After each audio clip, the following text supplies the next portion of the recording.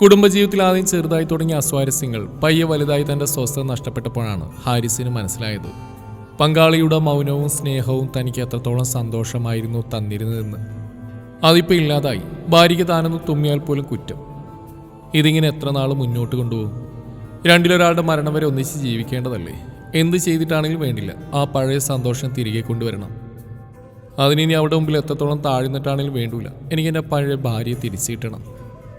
ആ ചിന്തയിൽ നടക്കുന്നതിനിടക്ക് കാറ്റും കോളും അടങ്ങിയ അന്തരീക്ഷം പോലെ കെട്ടിയോളുന്ന ശാന്തമായ സമയം ഹാരിസ് അവളുടെ അടുത്തിരുന്നു.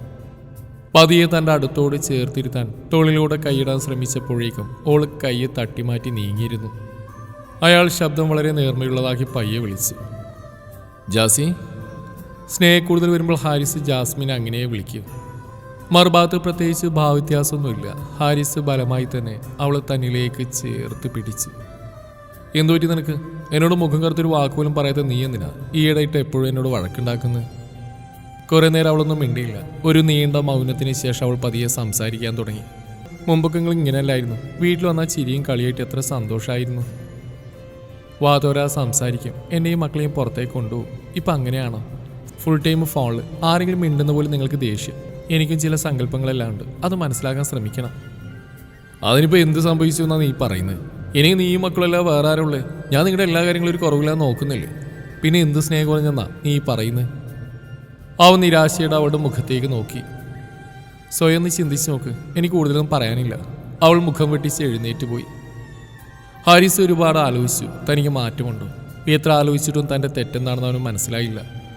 എന്തായാലും ഇതിനൊരു പരിഹാരം വേണം. തനിക്ക് അവളും മക്കളും അല്ല വേറെ ആരാ ഉള്ളത്? പ്രശ്നം എന്താണെന്ന് അറിഞ്ഞാലേ പരിഹാരം കാണാൻ പറ്റൂ. അതിനൊരു കൗൺസിലിംഗ് ഡോക്ടറെ കാണാൻ അവൻ തീരുമാനിച്ചു. ഏറ്റവും അടുത്ത ദിവസം അവൻ ഡോക്ടറെ കാണിച്ചു. അയാളുടെ ഉപദേശവും നിർദ്ദേശവും കേട്ട് ആദ്യ നിർദ്ദേശപ്രകാരം രാത്രി ഒത്തിരി വൈകാതെ വളരെ നേരത്തെ വീട്ടിലേക്ക് ചെന്നു. വന്നുടനെ രണ്ടാമത്തെ നിർദ്ദേശം അതുപോലെ പാലിച്ചു. തൻ്റെ മൊബൈൽ നെറ്റ് ഓഫ് ചെയ്ത് ഷെൽഫിൽ വെച്ച് അത്യാവശ്യമുള്ളവർ വിളിക്കട്ടെ, ഇനി മൊബൈൽ കാരണം പ്രശ്നം വേണ്ട.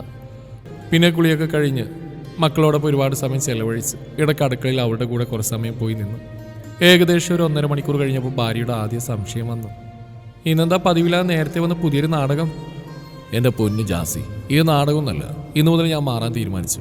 നീ ആഗ്രഹിക്കുന്ന ഭർത്താവായിരിക്കും ഇനി മുതൽ ഞാൻ. ആ കണ്ടറിയാം, നിങ്ങളെ ഞാൻ കാണാൻ തുടങ്ങിയിട്ട് വർഷം കുറച്ചായതല്ലേ.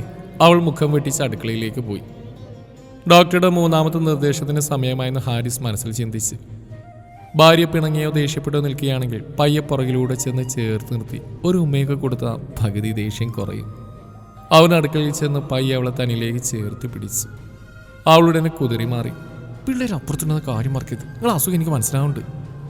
അങ്ങനെ പറഞ്ഞെങ്കിലും അവളുടെ മുഖത്തൊരു ചെറിയ പുഞ്ചിരി വിരിഞ്ഞത് ഹാരിസിന് പ്രതീക്ഷ നൽകി. കൗൺസിലിംഗ് കൊണ്ട് കാര്യമുണ്ട്. അടുത്തായി എല്ലാവരും ഒന്നിച്ചിരുന്ന് ഭക്ഷണം കഴിക്കുന്ന ഡോക്ടറുടെ നിർദ്ദേശം ഹാരിസ് അതേപോലെ പാലിച്ചു. ഒരുപാട് നാളുകൾക്ക് ശേഷം മക്കളും അവനും ഭാര്യ ഒന്നിച്ചിരുന്ന് കളിയും ചിരിയുമായി അത്താഴം കഴിച്ചു. അവൻ ഹൃദയം കൊണ്ട് ഡോക്ടർക്ക് നന്ദി പറഞ്ഞു, നാളുകൾക്ക് ശേഷം ഇത്രയും മനോഹരമായ നിമിഷം സമ്മാനിച്ചതിന്. സമയം ഇഴഞ്ഞു നീങ്ങി. തൻ്റെ കുടുംബജീവിതത്തിൽ വരുത്തേണ്ട മർമ്മപ്രധാന മാറ്റം ഇനി അതാണ് അടുത്ത നിർദ്ദേശം. മൊബൈൽ ഫോൺ അനാവശ്യ ചിന്തകളും മാറ്റിവെച്ച് ഇനിയുള്ള സമയം ഭാര്യയുമൊത്ത് സ്നേഹത്തോടെ ക്ഷമയോടെ അവളെ കേൾക്കാനും അവളുടെ ആഗ്രഹങ്ങൾ നിറവേറ്റി കൊടുക്കാനും കിടപ്പറയിലൊരു ഉത്തമ ഭർത്താവാൻ ശ്രമിക്കുക. ഹാരിസ് ബെഡ്റൂമിൻ്റെ ഉള്ളിലേക്ക് പ്രീതമയുടെ വരവ് കാത്തു കിടന്നു. ഏതാനും മിനിറ്റുകൾക്ക് ശേഷം അവൾ റൂമിലേക്ക് കടന്നു വന്നു. കട്ടിലിരുന്നു. അവൾക്ക് വീണ്ടും സംശയം. എന്തോ കള്ളത്തരമുണ്ട്, അല്ലെങ്കിൽ നിങ്ങളിങ്ങനെ മൊബൈലൊന്നും ഇല്ലാതെ കിടക്കില്ലല്ലോ. സത്യം പറ, എന്താ കാര്യം? എൻ്റെ പൊന്നു ജാസി, ഒന്നുമില്ല. ഇനി മുതൽ ഇങ്ങനെയാണ് ഞാൻ. നേരത്തെ വീട്ടിൽ വന്ന് നിന്നോട് മക്കളോടൊപ്പം ഇതുപോലെ മൊബൈലൊന്നും ഉപയോഗിക്കാതെ സന്തോഷത്തോടെ ജീവിക്കണം. ഒരുവിധം ഭാര്യയെ സമാധാനിപ്പിച്ചു. പിന്നെ അവളിൽ പ്രത്യേക ഭാവവ്യത്യാസമൊന്നും കണ്ടില്ല. സംശയം അവൾക്കും തോന്നിയിരിക്കും തൻ്റെ ഭർത്താവ് മാറ്റാൻ ആഗ്രഹിക്കുന്നുണ്ടാവും. അതാണ് ഇങ്ങനെയൊക്കെയെന്ന്. പതിവിന് വിപരീതമായി അവൾ അയാളോട് ചേർന്ന് കിടന്നു. സമയം ഇഴഞ്ഞു നീങ്ങി. റൂമിലെ നിശബ്ദത ഭേദിച്ചുകൊണ്ട് ഹാരിസിൻ്റെ ഫോൺ ബെല്ലടിച്ചു. ഫോണിൻ്റെ ശബ്ദം കേട്ടതും അതുവരെ താൻ പാലിച്ച ഡോക്ടറുടെ നിർദ്ദേശങ്ങൾ ഒരു നിമിഷം അവൻ മറന്നു. എപ്പോഴും ഓൺലൈനിൽ കാണുന്ന അവനെ കാണാതായപ്പോൾ വാട്സാപ്പ് ഗ്രൂപ്പിലുള്ളൊരു സുഹൃത്ത് വിളിച്ചതായിരുന്നു.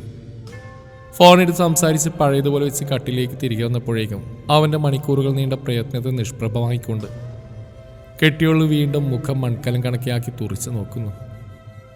അതോടൊരു കാര്യം അവന് മനസ്സിലായി. തനിക്ക് മാറാനോ അവളെ മാറ്റാനോ ഇനി ആവില്ല. ഇപ്പോൾ ഉള്ളതാണ് ജീവിതം. അങ്ങനെ വിചാരിച്ച് സമാധാനത്തോടെ പോവുക.